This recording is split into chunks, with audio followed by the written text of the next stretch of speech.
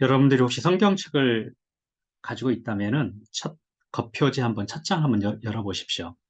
그 열면은 여러분들이 우리 시선이 머문 곳이 있는데 주기도문, 사도신경 대부분의 성경책의 첫 장이나 아마 이 두 개가 나와 있을 거예요. 근데 오늘부터 우리가 사도신경에 대해서 배우고 또 나누고 이 사도신경을 통해서 우리는 도대체 무엇을 믿고 왜 믿어야 되고 그 믿음에서 우리의 믿음을 자라게 하고 믿음을 갖게 하는데 이 사도신경은 어떤 역할을 할 수 있는지 그것에 대해서 좀 배워볼까 합니다. 첫 번째로 왜 사도신경인가라는 걸 가지고 조금 더 깊이 나눠보도록 하겠습니다.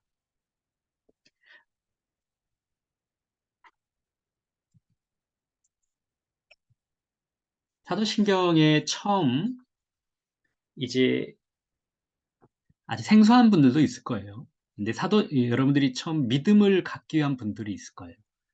그분들에게는 신앙의 나침판이 될 것이고 신앙의 지도가 될 것입니다. 신앙을 또 갖고 계신 분들도 있고요. 그분들에게는 나의 신앙을 이 사도신경을 공부하면서 점검할 수 있고 또 부족함을 보완하고 잘못된 부분을 또 수정하고 그래서 견고하게 하는 길이 되지 않을까 저는 그렇게 생각합니다. 본격적으로 우리가 이제 사도신경 안에 있는 내용을 배우기 전에 왜 사도신경인가에 대해서 우리가 배운다고 했는데 사도신경의 이 전문, 그 내용 전체가 성경에 기록되어 있지는 않아요. 그러면 이 사도신경이라는 이 명칭은 언제부터 우리가 사용했냐? 그건 잘 모릅니다. 근데 주후 4세기, 4세기경에 사도신경이라는 이름으로 쓰여진 글이 발견됐어요. 처음 사용된 글이 그때 발견됐습니다. 그리고 이 사도신경, 지금 우리가 알고 있는, 그리고 우리가 지금 배우려고 하는 이 사도신경의 전문 있죠. 그 내용이 공인되는 시기가 언제냐면은 주후 750년경이라고 합니다.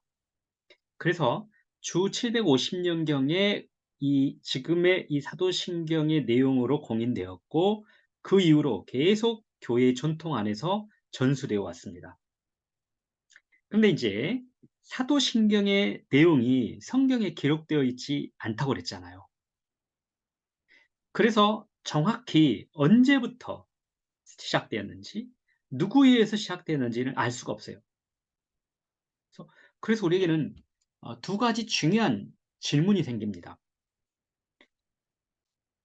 그 질문 가운데 첫 번째가 명확한 출처를 확인할 수 없는데 사도신경의 내용을 믿음의 고백에 관한 기준으로 삼을 수 있는가라는 질문이에요. 이 질문을 간단하게 요약하면 사도신경 내용이 신뢰할 만한가라는 질문입니다. 저는 두 가지를 여기서 제시하고 싶어요. 첫 번째는 사도신경의 신앙 고백은 저희만 있었던 이 세대에 갑자기 생긴 것이 아니라 교회에서 지난 천년 이상의 기간 동안에 수많은 믿음의 선배들이 그 터 위에 세워진 개인과 공동체의 믿음을 지키기 위해서 생명까지 내어놓고 서로 공유하고 고백하면서 세대에서 세대를 건너서 전수된 교회의 소중한 전통이고 자산이라는 겁니다.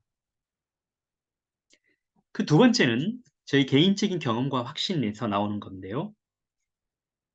성경적 복음에 대해서 저는 굉장히 깊은 고민을 했어요. 그리고 그것 때문에 씨름도 하고 아픔도 겪고.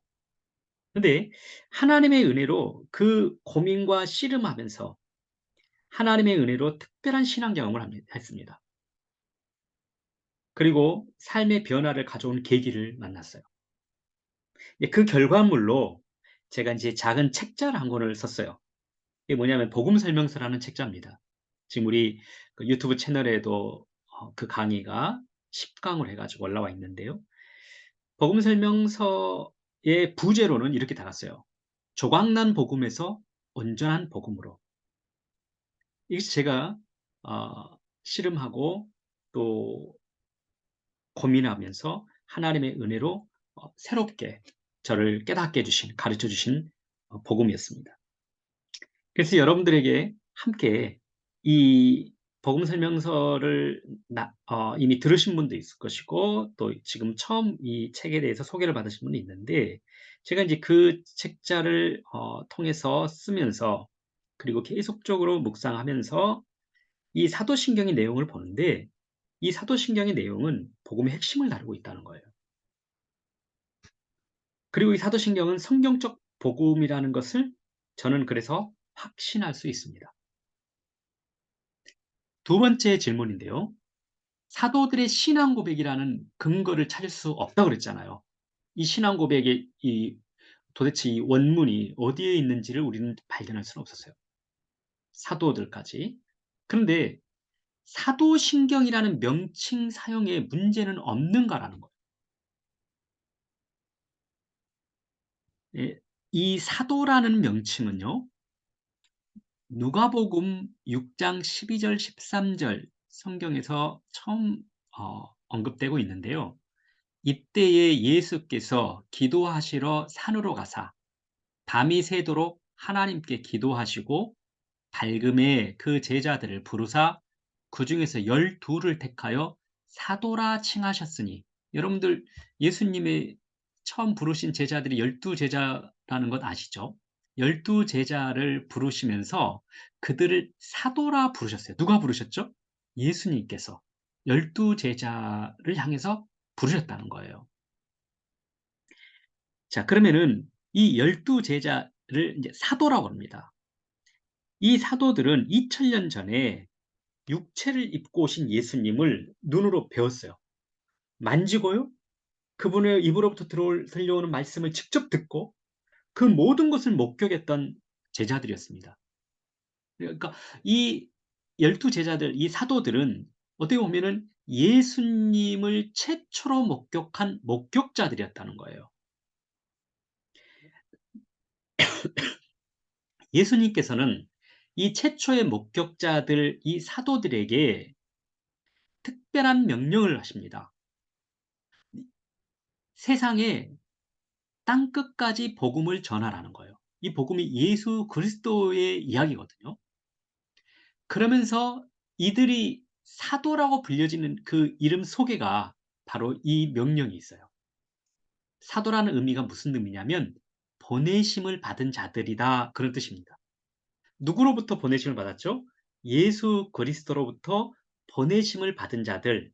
그러면 예수 그리스도로부터 보내심을 받은 자들이 바로 사도들이에요.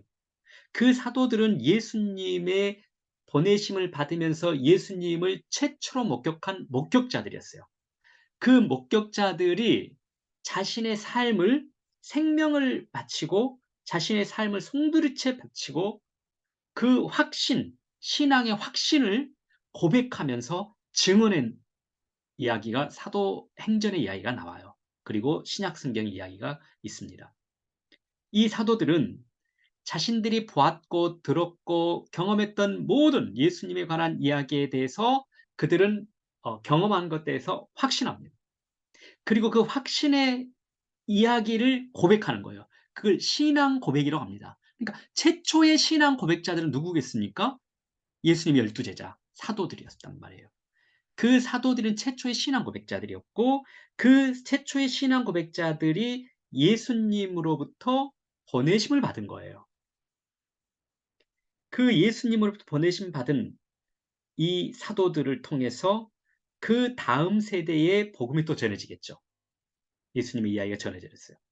그리고 그들은 또 그 다음 세대에.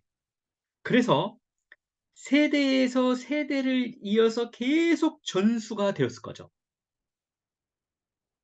그리고 오늘 저희들까지 이 신앙의 고백, 그리고 이 사도들이 고백하고 또 증언했던 이 내용들을 우리가 지금 듣고 또 고백하고 증언하고 있는 겁니다. 에베소서 2장 20절 말씀은 이렇게 말합니다. 너희는 사도들과 선지자들의 터 이외에 세우심을 입은 자라. 사도들과 선지자들의 터 이외에 세우심을 입었다. 뭐죠? 사도들의 신앙 고백, 최초의 목격자들인 사도들의 신앙의 증언, 그 터 이외에 우리가 세워져 있다는 거예요. 바로 그리스도 예수님에 관한 이야기입니다. 복음이라고 합니다. 그래서 우리와 지금의 우리 교회는 이 사도들의 고백과 증언 위에 세워져 있습니다. 이러한 의미에서 이 사도신경이라는 명칭이 비록 그 누구에 의해서 언제부터 정확하게 시작되었는지는 알 수 없지만 우리는 이 고백이 복음, 온전한 성경적 복음이라는 것을 확신하고 또 예수 그리스도에 관한 분명한 온전한 복음을 고백하고 있고 증언하고 있는 이 신앙 고백이 그 고백이 결국은 최초의 목격자들의 고백과 일치할 것이다. 그래서 최초의 목격자들인 사도들의 신앙 고백이라고 불러도 전혀 무방할 것이다. 무방하다. 그것이 오늘 우리가 첫 번째로 다루고 싶은 이야기였습니다. 왜 사도신경인가? 이제 우리가 다음 시간부터는 사도신경의 내용에 대해서 이제 볼 겁니다. 한 가지 한 가지, 한 구절 한 구절 배우면서 그 안에서 나는 무엇을 믿고 우리는 무엇을 믿는지에 대해서 다루겠습니다.